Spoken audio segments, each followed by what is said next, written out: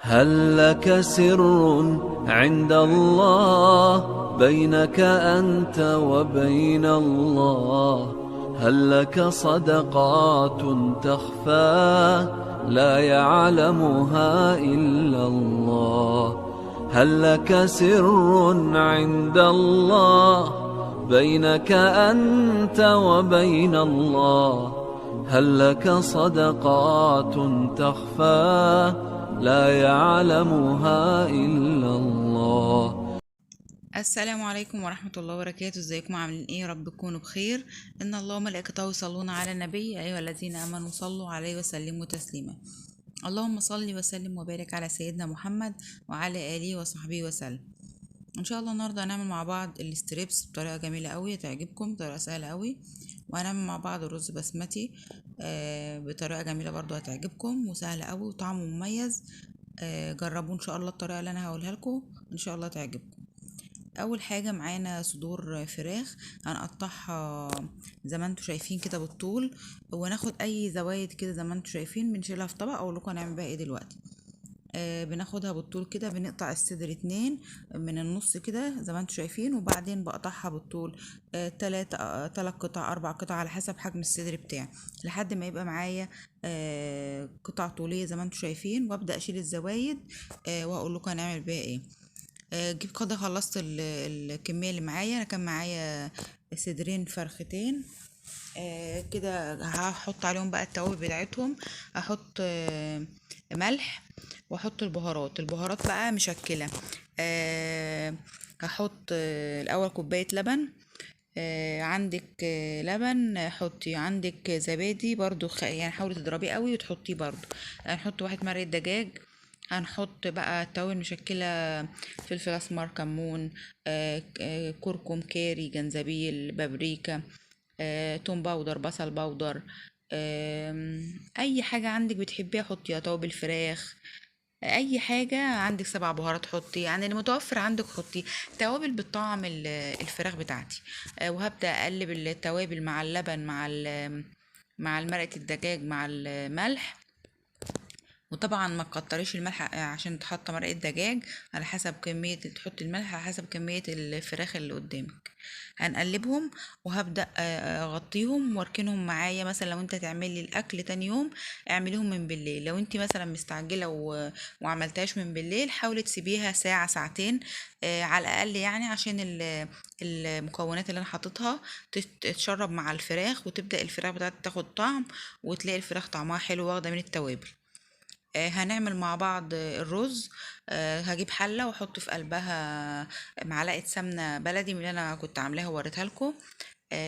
طعمها اكنها سمنة بلدي فعلا. جربوها ان شاء الله تعجبكم. نحط عليها زيت، وهبدأ اجيب بصلاية متوسطة وابدأ اخرطها قطع صغيرة. وبعد ما اخرطها قطع صغيرة بالشكل اللي انتوا شايفينه دوت، هبدأ اشوحها واقول لكم هحط عليها ايه تاني. قطعيها بس قطع صغيرة كده، بتطعم جدا الرز بتاعي. وانتوا بتتفرجوا عليا تابعوني، وانتوا بتتفرجوا عليا ادعموني بلايك واشتراك في القناة وفعلوا زر الجرس عشان يوصلكم مني كل جديد. ولو بتشوفيني على الفيس اعملي متابعة ولايك. هقلب كده البصل بتاعي يبدأ يدبل، وهبدأ انزل عليه شفت الفراخ اللي انا قلت لكم القطع الصغيرة اللي انا كنت سايباها، يعني 3 4 معالق كده. هبدأ احطهم على البصلات. طب لو انا ما عنديش الفراخ ديت، عندك كبد وقوانص حطي، حط القوانص الاول تدبل، وبعد ما تدبل شويه حطي الكبد. لو ما عندكيش خالص خلاص ما تحطيهاش، البصله كفايه. هبدأ املحها الملح حسب كميه الرز اللي عندي. وهبدأ احط عليها بقيه التوابل بتاعتي. التوابل اللي عندي حطيت 1 مرقة دجاج، هحط كركم، هحط كاري، هحط رشة توابل 7 بهارات، هحط رشة فلفل أسمر صغيرة. التوابل اللي انت بتحبيها، توابل فراخ. هنحط بقى الورق اللوري، هنحط حبهان، هنحط عود قرفة. انا مكانش عندي عود قرفة، هحط رشة قرفة بودر. هحط كبابة صيني.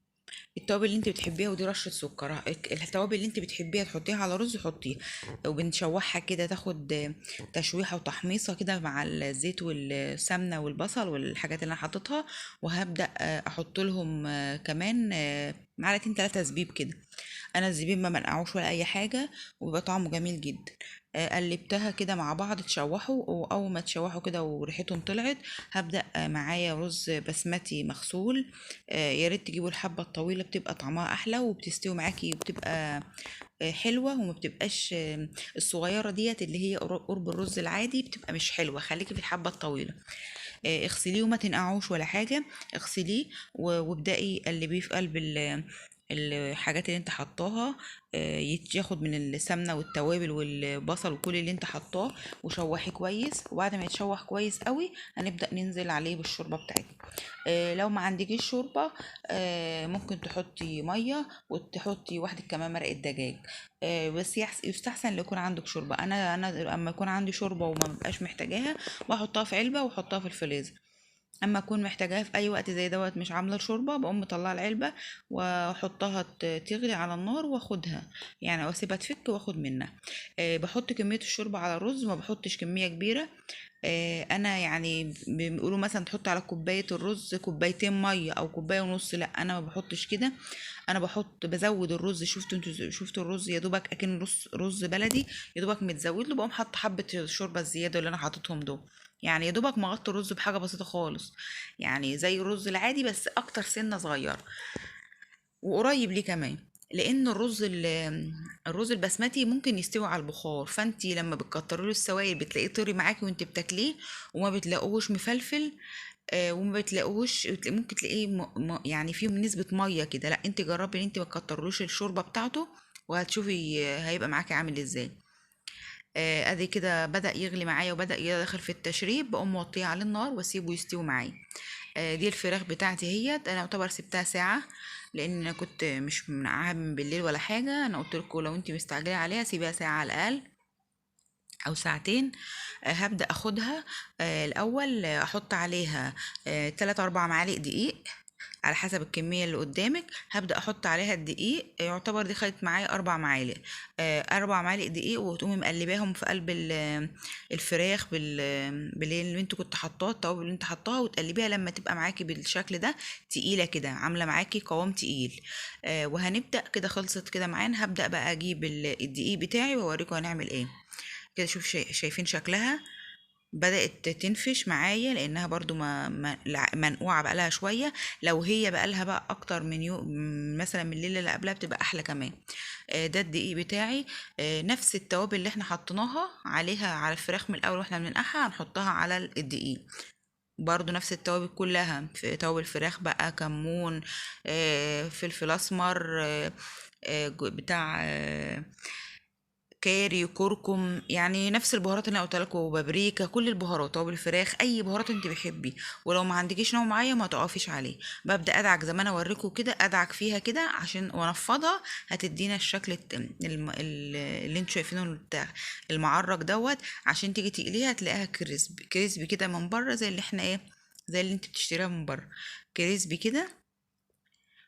شايفين شكلها. وتبدأي تقليها في زيت يبقى سخن، وتوطي عليه النار شوية عشان تستوي. هي بتاخدش على فكرة 5 دقايق على النار وبتكون استوت معاكي. بتقلبيها على الجنب التاني وخلاص، وبترفعي النار عليها عشان ما تشربش معاكي زيت. وتبدأي تشيليها من الزيت بتاعك، بتبقى كريسبي خالص وبيبقى طعمها جميل. جربوا الطريقة تعجبكم قوي. يعني طريقة جديدة شوية عن البانيه اللي احنا بنعمله. طبعا اكيد كلكم في ناس كتير بتعملها، وفي ناس لسه ما جربتهاش. اللي ما جربوهاش يا ريت يجربها ويقول لي طريقتها ما عملها عجبته ولا لا. شايفين شكلها كده اتحمرت معايا. هبدأ اشيلها من الزيت واوريكم شكلها عامل ازاي. شايفين مقرمشة ازاي؟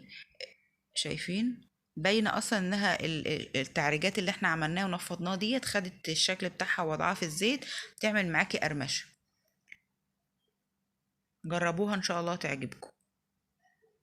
ما تنسوش وانتوا تتفرجوا عليا تدعموني بلايك وتشتركوا في القناه. شايفين شكلها عامل ازاي؟ وحاولوا انت بتعملي، لو الدقيق بتاعك عمل معاكي كتل شوية تنخليه عشان تبقى تعرفي تعمل معاكي كويس وتبقى مفلفلة معاكي وتاخد وضع التعريجات اللي انا وريتها لكم دي. شايفين الرز بقى مفلفل وجميل ازاي؟ ده شكلها النهائي. وده طبق، وده طبق رز كده حبيت اوريه لكم. وممكن تعملي جنبها سلطة دقوس اللي هي طماطم، حطي طماطم وتوم وفلفل حامي وليمون وخل وملح وتضربيهم في الكبة، بتبقى جميلة قوي جنب الرز البسمتي. يا رب طريقة النهاردة تكون عجبتكم واستفدتم بحاجة مني النهاردة. ولو عجبتكم الطريقة اكتبولي في التعليقات، وانا لو عايزين اي حاجة مني اكتبولي برضو في التعليقات، ان شاء الله هعملها لكم.